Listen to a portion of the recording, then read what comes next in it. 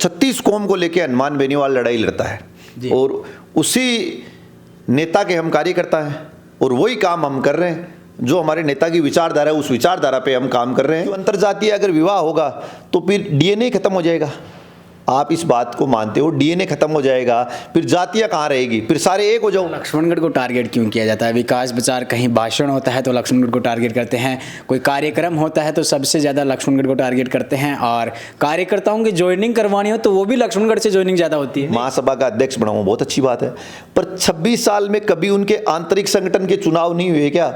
या मील साहब से काबिल उनके संगठन में कोई आदमी नहीं था क्या? पहले कांग्रेस ने ठगा, अब बीजेपी ठग रही है। मैं अन्नदाताओं को और किसानों को एक ही बात कहना चाहता हूं कि आपका एक विकल्प है राष्ट्रीय लोकतांत्रिक पार्टी। होली और ईद से नहीं मिलन रखना चाहिए, क्योंकि हम हिंदू मुस्लिम सिख ईसाई हम सब भाई भाई। मदन दिलावर जी को मंत्री के काबिल भी नहीं समझता।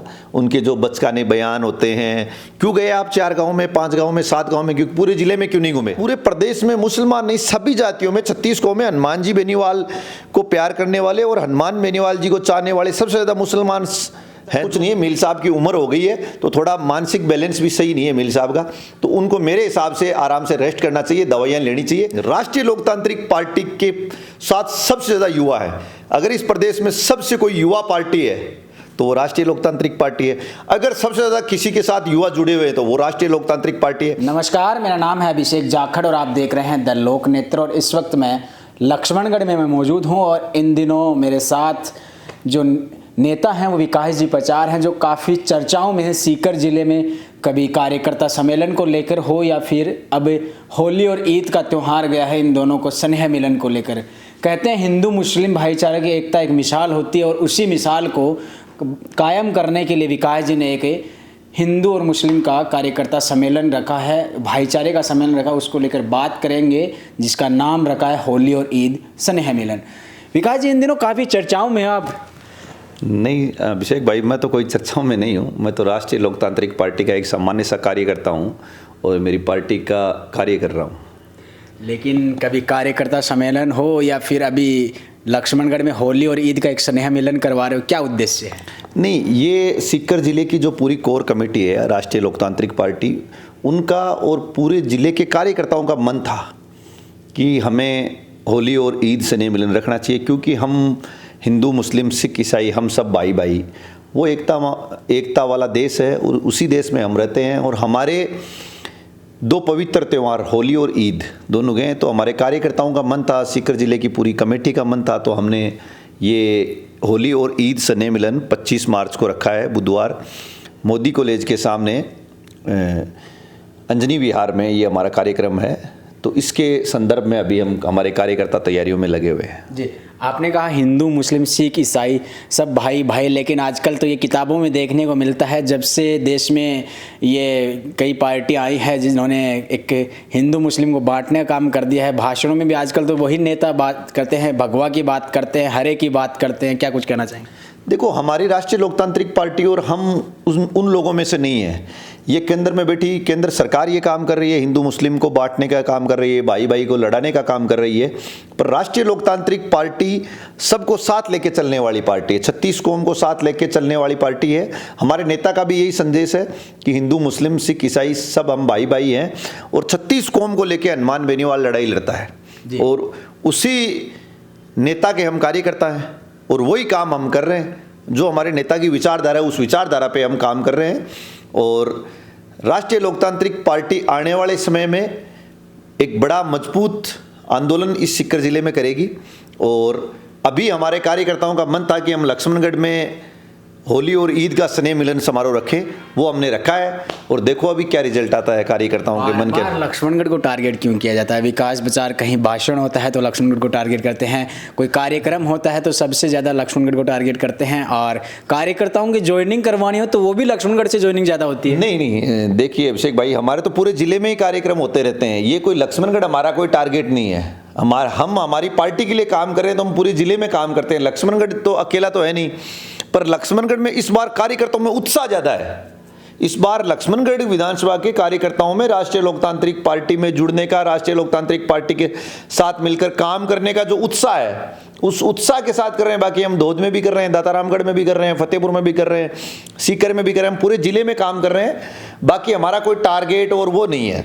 राष्ट्रीय लोकतांत्रिक पार्टी के कार्यकर्ता तो पूरे प्रदेश में काम कर रहे हैं। कल परसों आपने दूदू में कार्यक्रम देखा होगा, 2-3 गांवों में एक साथ लोगों ने राष्ट्रीय लोकतांत्रिक पार्टी की सदस्यता ग्रहण की। पुष्कर में देखा होगा, कुचामण में देखा होगा, बीकानेर में देखा होगा, पूरे राजस्थान में चलता रहता है ये कारवां राष्ट्रीय लोकतांत्रिक पार्टी का।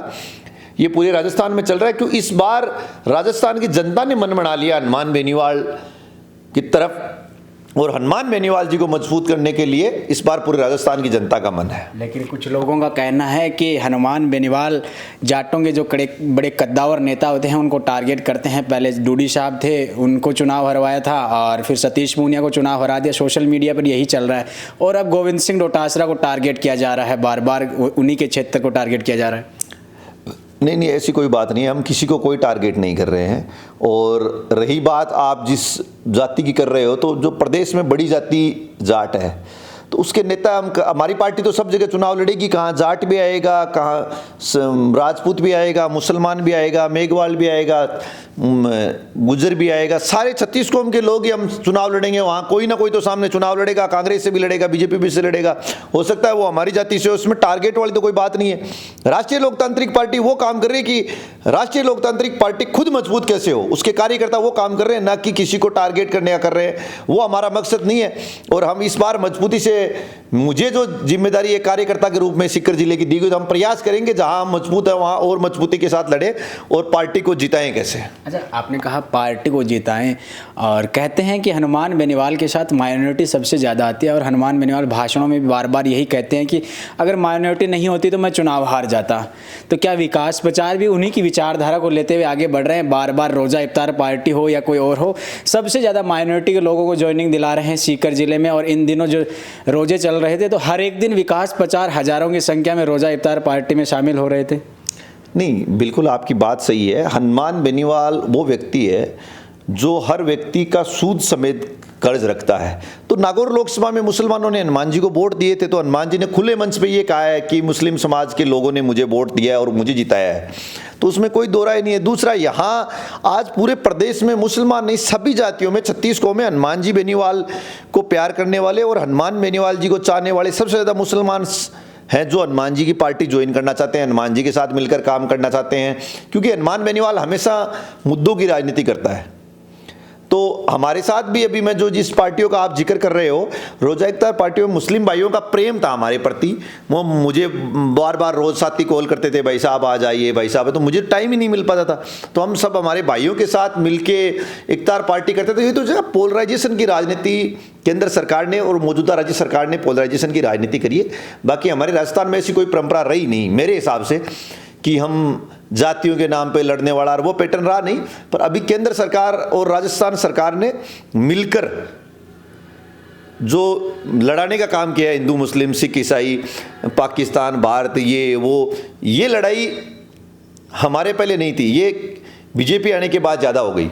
दूसरा, अभी मुद्दों की राजनीति कम और जाति की राजनीति ज़्यादा हो रही है। मैं आपको कहना चाहता हूँ, ये बताओ आप अभी गैस सिलेंडर का क्या हाल है? वो बीजेपी के नेता कहाँ हैं जो 2014 से पहले सिलेंडर लेके सड़कों पे बैठा करते थे?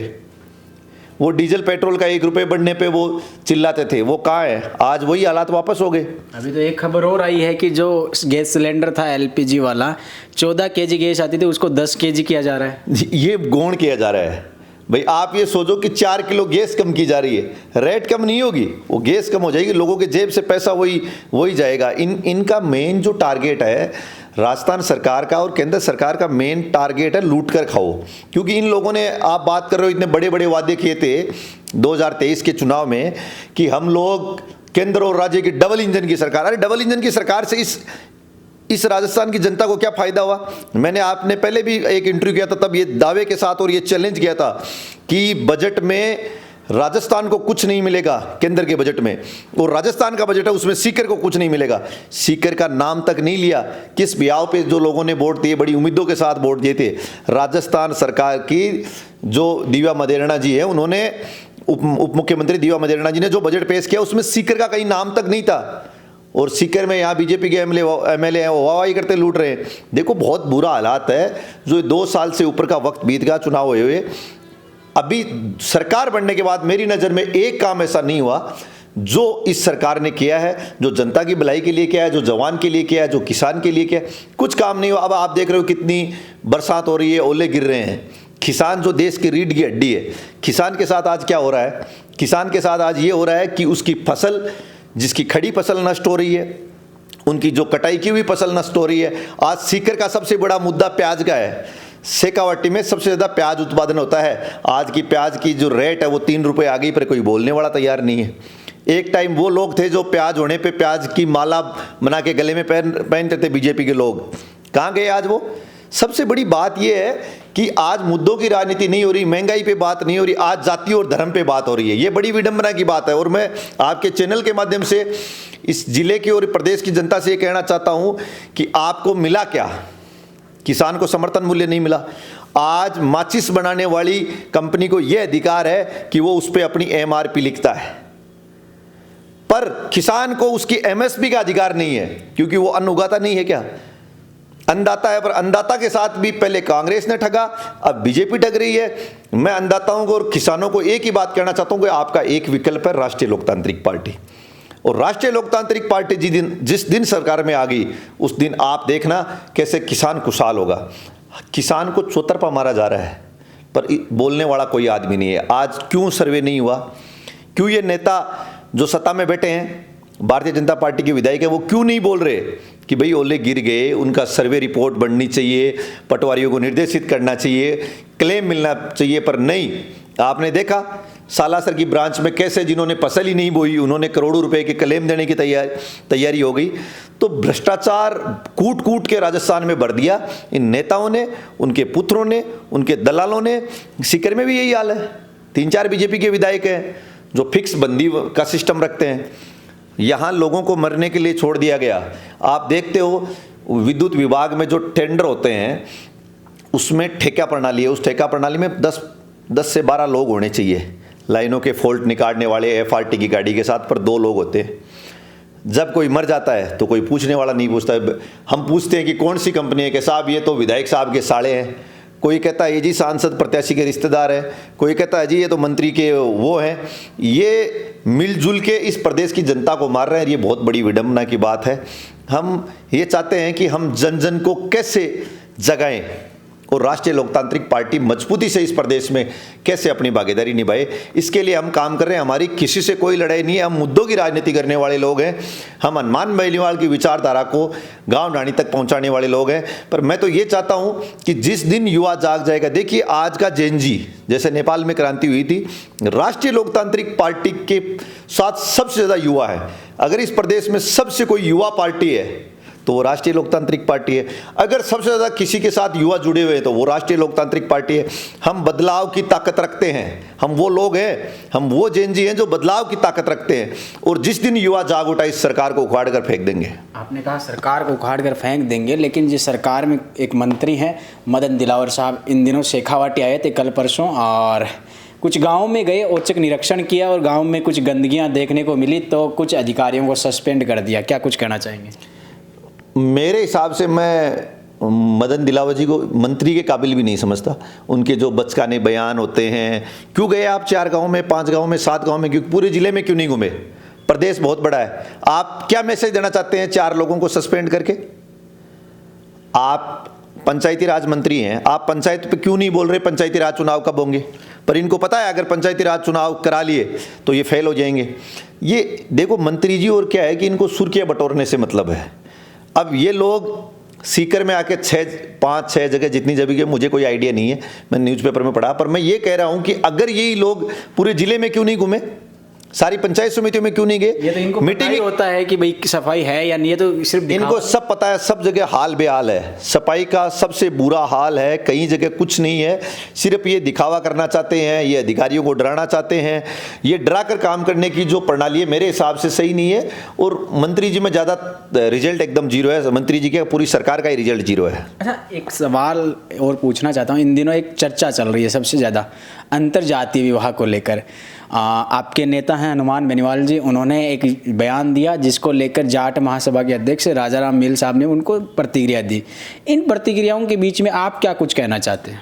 देखिए, वो बड़े नेताओं की बातें हैं। आदरणीय एमपी साहब ने जो बात कही वो एकदम सच है। देखो, अंतर्जातीय विवाह नहीं होना चाहिए, मेरा ये मानना है। आदरणीय हनुमान बेनीवाल जी का ये मानना है कि अंतर्जातीय अगर विवाह होगा तो फिर डीएनए खत्म हो जाएगा।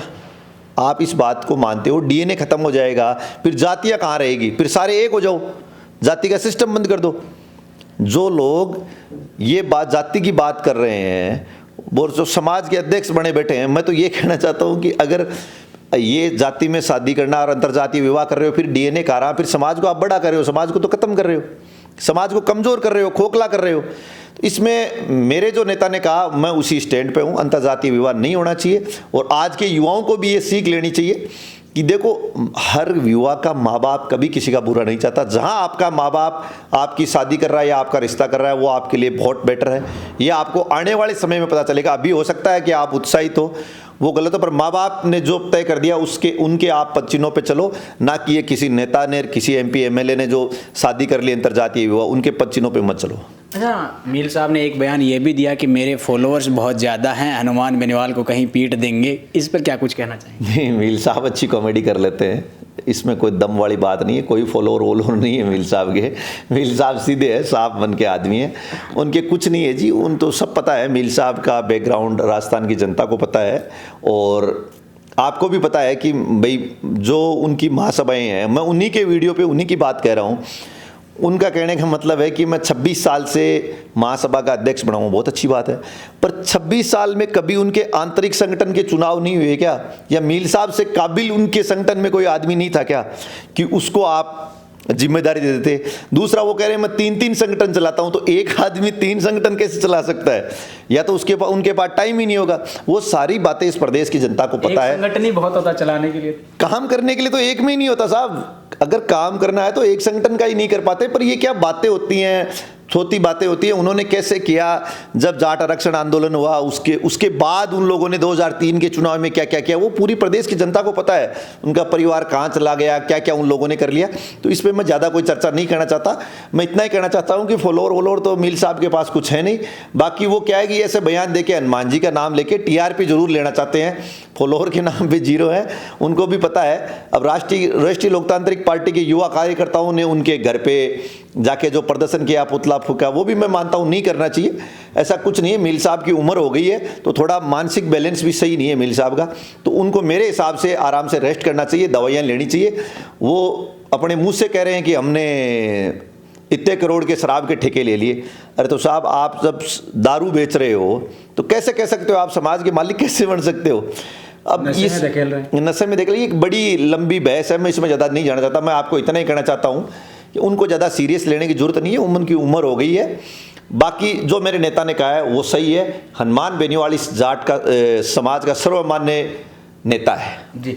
आखिरी सवाल अपन फिर से लक्ष्मणगढ़ पे आ जाते हैं। आपने कार्यकर्ता सम्मेलन रख रहे हैं, स्नेह में जो होली का सम्मेलन है, इससे आसपास के क्षेत्र में क्या मैसेज जाएगा? नहीं, इसके आसपास के क्षेत्र में एक सबसे अच्छा मैसेज है कि हम हिंदू मुस्लिम भाई भाई मिलकर रहने वाले लोग हैं। एक तो सबसे बड़ा ये मैसेज है कि हम होली और ईद साथ मनाएंगे, स्नेह मिलन करेंगे, गेट टुगेदर होगा, नए कार्यकर्ता जुड़ेंगे, पार्टी ज्वाइन करेंगे। उसके बाद हमारी पार्टी के जो सीनियर नेता हैं वो पार्टी की रीति नीति वहाँ के आसपास के जो लोग आएंगे उनको बताएंगे, और हमें आगे कैसे काम करना है पार्टी के लिए, कैसे पार्टी को मजबूत करना है।